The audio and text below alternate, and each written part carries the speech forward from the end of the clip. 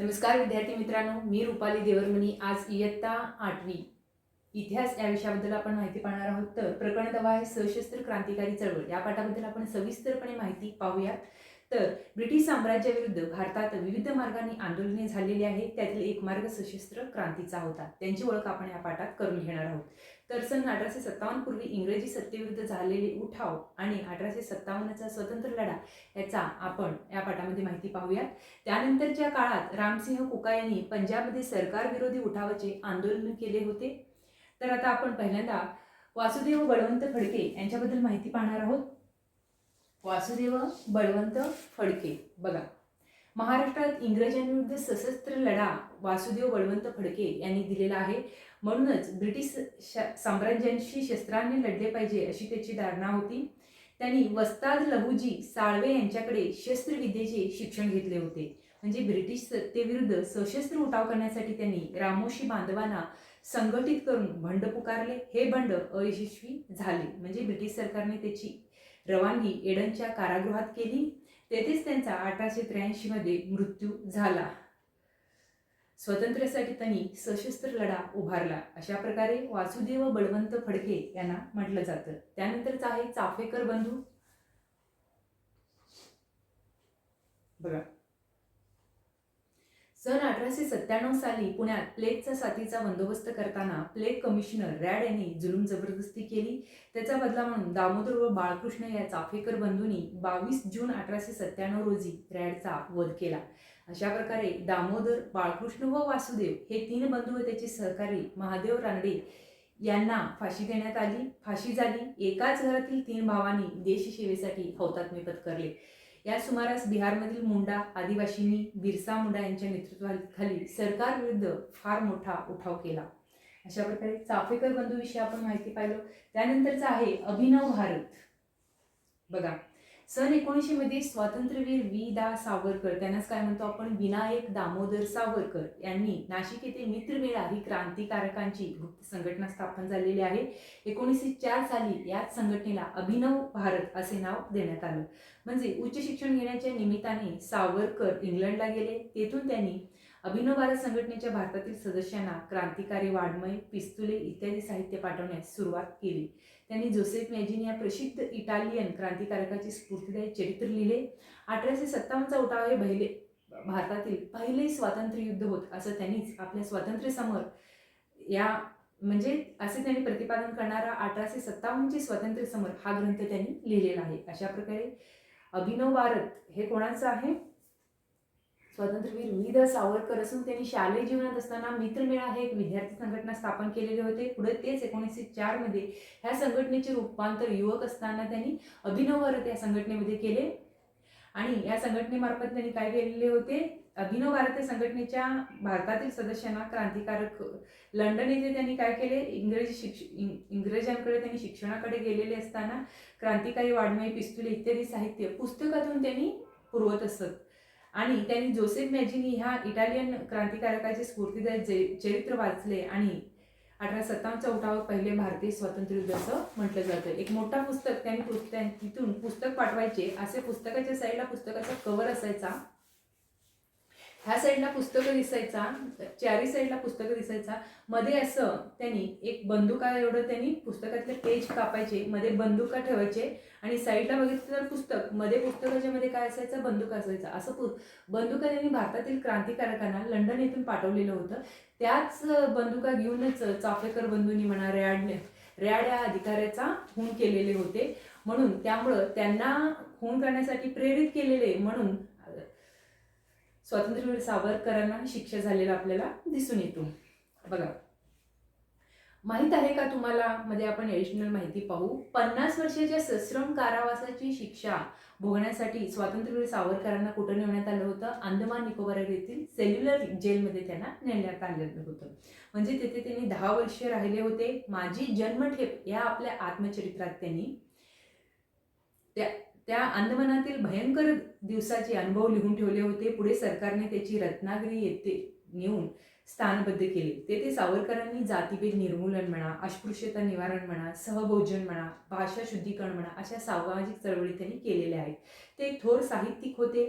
1938 साली मुंबई येथे भरलेल्या मराठी साहित्य संमेलनाचे ते काय होते? अध्यक्ष होते. अशा प्रकारे सशस्त्र क्रांतिकारी चळवळीमध्ये वासुदेव बळवंत फडके म्हणा, चाफेकर बंधू म्हणा, अभिनव भारत म्हणा, ह्यासारख्या संघटनाची काय झालेलं आहे? स्थापना झालेलं आहे. सरकारला अभिनव भारत संघटनेचा कार्याचा सुगावा लागला आणि त्यामुळे सरकारने बाबाराव सावरकर यांना अटक केली. त्यांना जन्मठेपेची शिक्षा दिली. या शिक्षेचा बदला घेण्यासाठी अनंत लक्ष्मण कान्हेरे यांनी या युवकाने नाशिकचा कलेक्टर त्यांना जॅक्सन यांचा वध केला. म्हणजे सावरकर यांना जन्मठेपेची शिक्षा झाली. 50 वर्षाची सश्रम कारावासाची शिक्षा त्यांना झाल्यामुळं ह्या शिक्षेचा बदला घेण्यासाठी अनंत लक्ष्मण कान्हेरे यांनी ब्रिटिश अधिकारी जॅक्सन कलेक्टर होता तो, त्या अधिकाऱ्याचा त्यांनी खून केला. सरकारने अभिनव भारत संघटनेशी संबंधित असलेल्या सर्व लोकांना अटक करण्यास सुरुवात केली. जॅक्सनचा वधाचा संबंध सरकारने स्वातंत्र्यवीर सावरकरांशी जोडला आणि त्यांना अटक करून त्यांच्यावर खटला भरला. न्यायालयाने त्यांना सशस्त्र कारावासाची शिक्षा फरमावलेली दिसून येतं.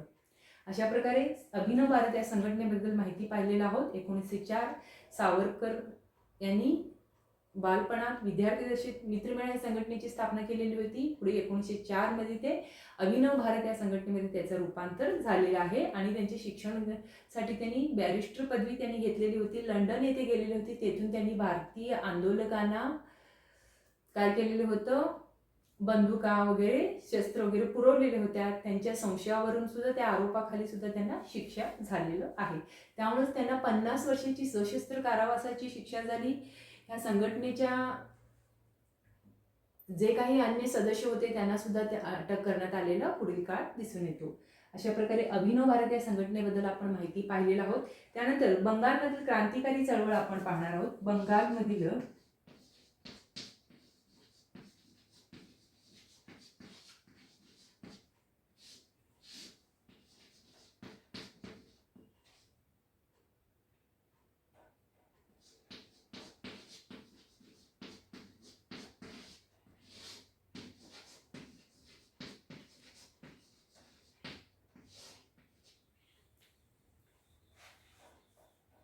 आपण पाहणार आहोत. बघा, बंगालच्या फाळणीनंतर ब्रिटिशांविरोधी प्रक्षोभ अधिकच तीव्र झालेला आहे. स्थानिक उठावांच्या जागी व्यापक अशा क्रांतिकारी चळवळीचा राष्ट्रीय पातळीवर उदय होऊ लागला.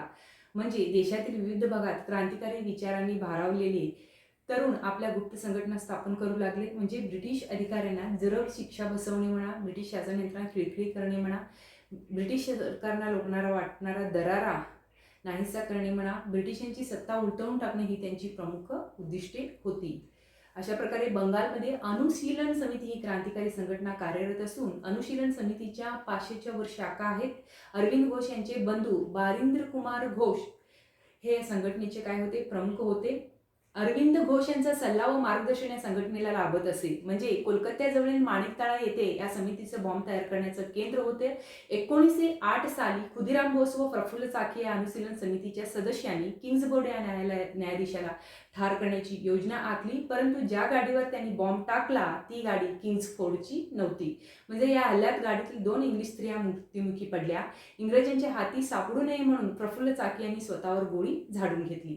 अशा प्रकारे खुदिराम बोस पोलिसांच्या हाती लागले, त्यांना फाशी देण्यात आले. या प्रकरणाचा तपास करत असताना अनुशीलन समितीच्या कार्याची माहिती पोलिसांना झाली. त्यांनी या संघटनेच्या सदस्यांची धरपकड सुरू केली. अरविंद घोष यांनाही अटक करण्यात आली.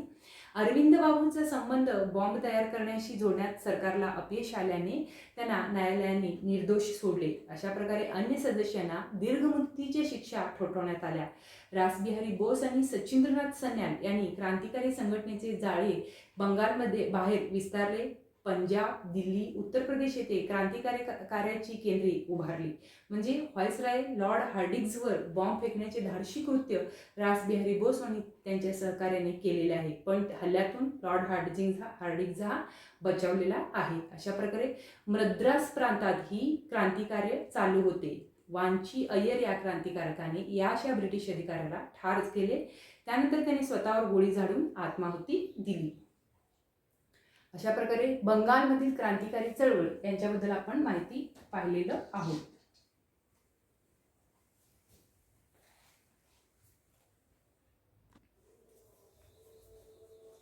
तर पुढचा मुद्दा आहे इंडिया हाऊस. भारतातील क्रांतिकार्याला परदेशातील भारतीय क्रांतिकारकांकडून सहाय्य मिळत असे. म्हणजे लंडन येथील इंडिया हाऊस हे अशा आशयाचे एक महत्त्वाचं केंद्र होतं.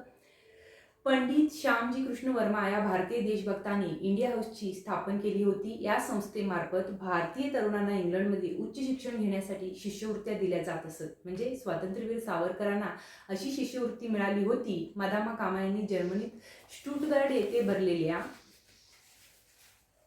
जागतिक समाजवादी परिषदेत भारताच्या स्वातंत्र्याचा प्रश्न उपस्थित केला. याच परिषदेत त्यांनी भारताचा ध्वज फडकावला होता. इंडिया हाऊसशी निगडीत असलेला दुसरी क्रांतिकारी म्हणजे मदनलाल धिंगरा हा तरुण होय. म्हणजे त्यांनी कर्जन वाहिली या इंग्रज अधिकाऱ्याला ठार केले. त्याबद्दल धिंगरा यांना फाशी देण्यात आली. अशा प्रकारे गदर चळवळ या अशा प्रकारे धिंगरा यांना फाशी देण्यात आलेला आहे. पुढचा महत्त्वपूर्ण मुद्दा आहे गदर चळवळ. बघा, पहिल्या महायुद्धाच्या काळात ब्रिटिशांविरोधी क्रांतिकार्याला गती मिळाली आणि ब्रिटिशांच्या शत्रूंची मदत घेऊन भारतामध्ये सत्तांतर घडवून आणता येईल. भारतीय सैनिकांची या प्रयत्नात साथ घेता येईल असे क्रांतिकारकांना वाटत होतं. म्हणजे या संधीचा लाभ घेण्यासाठी क्रांतिकारक संघटना स्थापन झाल्या. गदर ही एक त्यातील काय होती, एक महत्त्वपूर्ण संघटना होती.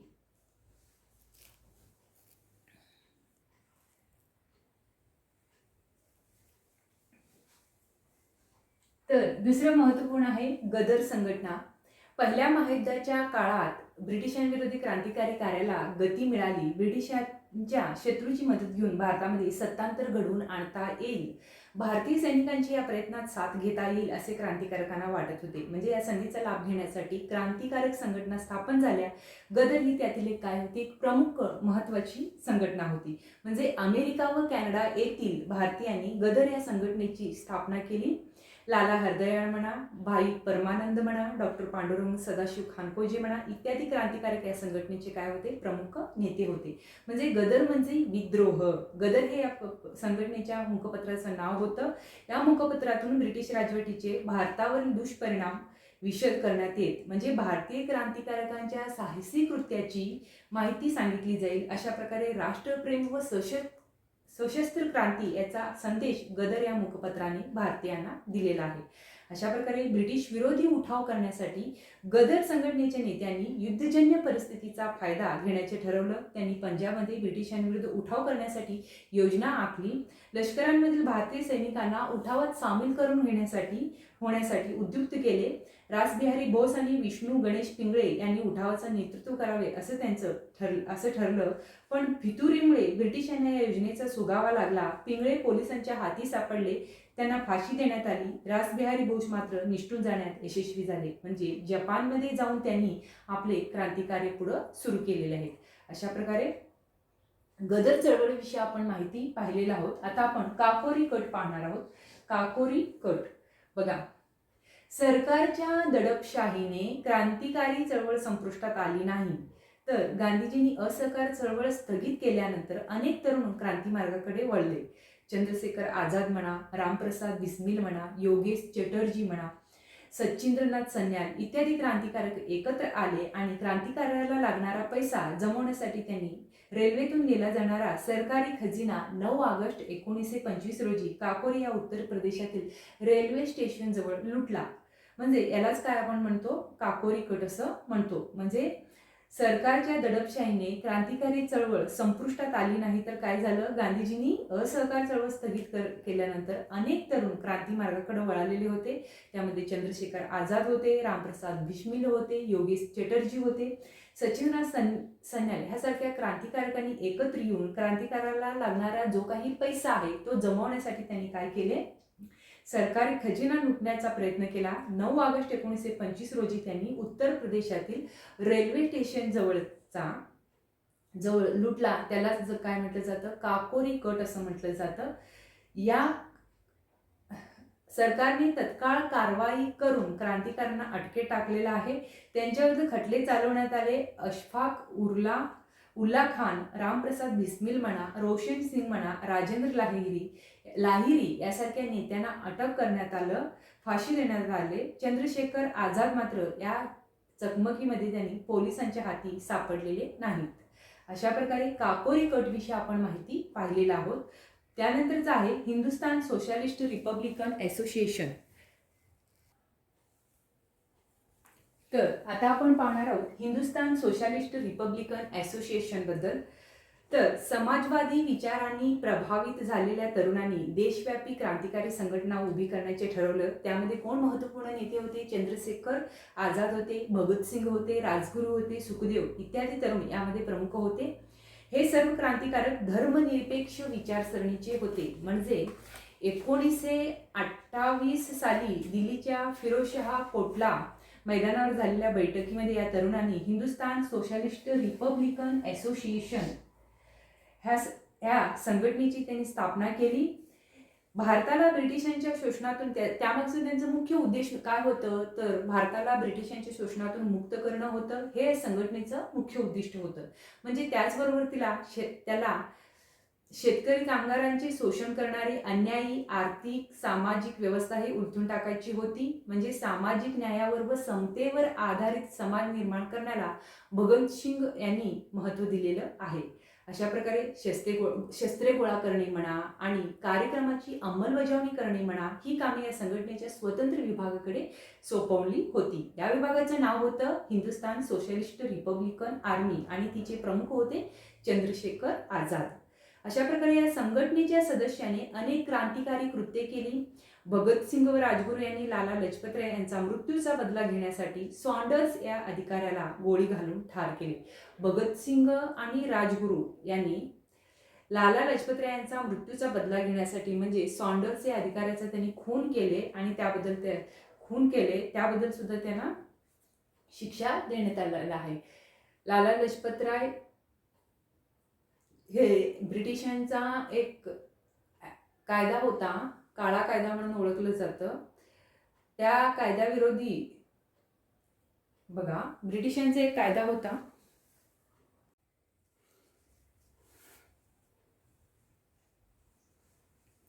तर बघा या संघटनेच्या सदस्यांनी क्रांतिकारी कृत्ये केली. भगतसिंग व राजगुरू यांनी लाला लजपत राय यांचा मृत्यूचा बदला घेण्यासाठी सॉन्डर्स या अधिकाऱ्याला गोळ्या घालून त्यांनी ठार केले. म्हणजे ब्रिटिशांचा रौलेट कायदा यालाच काय म्हटलं जातं? काळा कायदा म्हणून ओळखलं जातं. त्या काळ्या कायद्याविरुद्ध निषेध करण्यासाठी पंजाबमध्ये लाला लजपत राय त्यांच्या अनेक अनुयायांसह आंदोलनाला उभारलेले होते.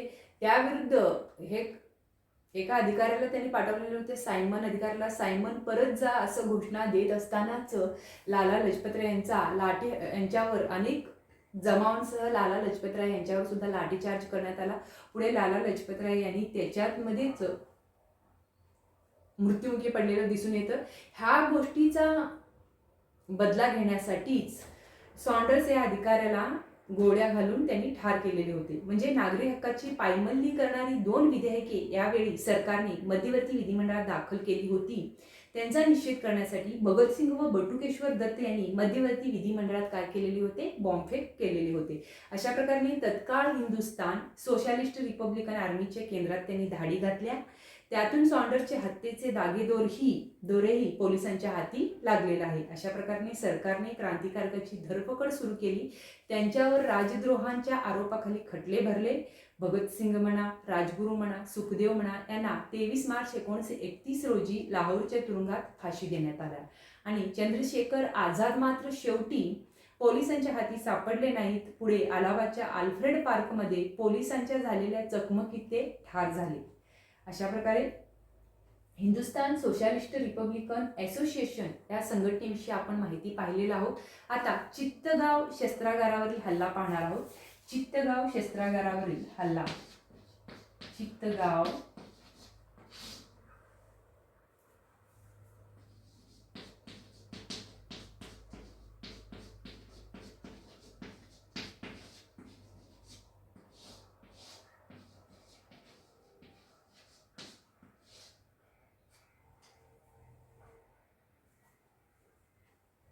हल्ला बघा, चित्तगाव शस्त्रागारांवरील हल्ला आपण पाहणार आहोत.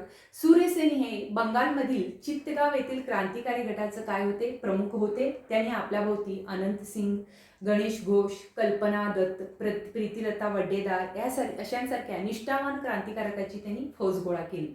म्हणजे त्यांच्या सहाय्याने चित्तगाव येथील शस्त्रागारावरील हल्ल्याची योजना सूर्यसेन यांनी आखली. म्हणजे योजनेप्रमाणे 18 एप्रिल 1930 रोजी क्रांतिकारकांनी चित्तगावमधील 2 शस्त्रागारातील शस्त्रास्त्रे त्यांनी ताब्यात घेतली. टेलिफोन व टेलिग्राफ यंत्रणा त्यांनी तोडून टाकली आणि संदेशवहन यंत्रणा ठप्प करण्यात यश मिळवले. त्यानंतर त्यांनी ब्रिटिश फौजांशी रोमहर्षक लढत दिलेली आहे. अशा प्रकारे 16 फेब्रुवारी 1933 रोजी सूर्यसेन व त्यांचे काही सहकारी पोलिसांच्या हाती सापडलेले आहेत. सूर्यसेन व त्यांच्या 12 सहकाऱ्यांना फाशीची शिक्षा देण्यात आली. कल्पना दत्त यांना जन्मठेप झाली. प्रीतिलता वड्डेदार बघा, प्रीतिलता वड्डेदारांनी पोलिसांच्या हाती न लागता आत्माहुती दिलेला आहे. चित्तगाव उठावामुळे क्रांतिकारी चळवळीला एक प्रकारे गती मिळाली आणि शांती घोष व सुनीता चौधरी या 2 शाळकरी मुलींनी जिल्हा न्यायाधीशाला ठार केले. तर बीना व्यास या युवतीने कोलकाता विद्यापीठाच्या पदवीदान समारंभात गव्हर्नरवर गोळ्या झाडल्या. अशा अनेक क्रांतिकारी घटना या काळात घडलेल्या आहेत. जालियनवाला बाग हत्याकांडाला जबाबदार असणाऱ्या ओडवायर यांचा वध सरदार उधमसिंग यांनी इंग्लंडमध्ये 1940 साली केला. भारतीय स्वातंत्र्य संग्रामामध्ये क्रांतिकारी चळवळीने एक महत्त्वपूर्ण योगदान दिलेलं आहे. क्रांतिकारकांनी ब्रिटिश सत्तेशी लढताना साहस व निर्धाराचे दर्शन घडवलेलं आहे. त्याची राष्ट्रप्रेम आणि समर्पण वृत्ती केवळ अजोड होती. त्याचे बलिदान भारतीयांना स्फूर्तिदायी ठरलेलं आहे. अशा प्रकारे आपण चित्तगाव शस्त्रागारावरील हल्ला याविषयी आपण माहिती पाहिलेला आहोत. येथे आपला सशस्त्र क्रांतिकारी चळवळ हा 10वा प्रकरण संपतो. अशाच प्रकारे व्हिडिओ लाईक करा, शेअर करा आणि सबस्क्राईब करा, जेणेकरून प्रत्येक व्हिडिओचं नोटिफिकेशन तुमच्यापर्यंत येत राहील. नमस्कार, धन्यवाद.